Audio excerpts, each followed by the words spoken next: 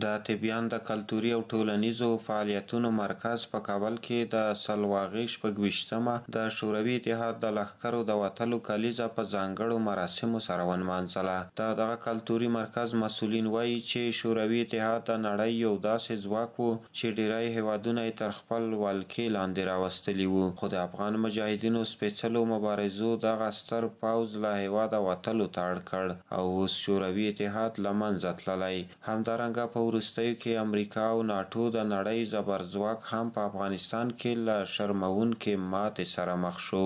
در مقابل قدرتی شوروی قیام کردن به مدت بسیار کمی قدرتی بزرگ شوروی را شکست دادن، مفتضحانه بسیار با حالی رقتبار از افغانستان خارج کردن. اسلام تنها در نماز خواندن نیست عزیزان، نه اسلام تنها در تسبیح گفتن نیست، اسلام تنها در قرآن خواندن نیست.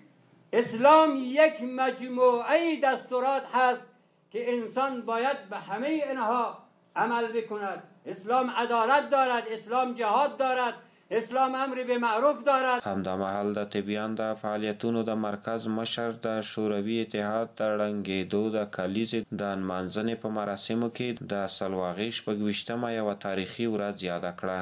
ویل چې د افغانستان خلکو په نړۍ کې د کمونیزم ریښې له منځه یوړې.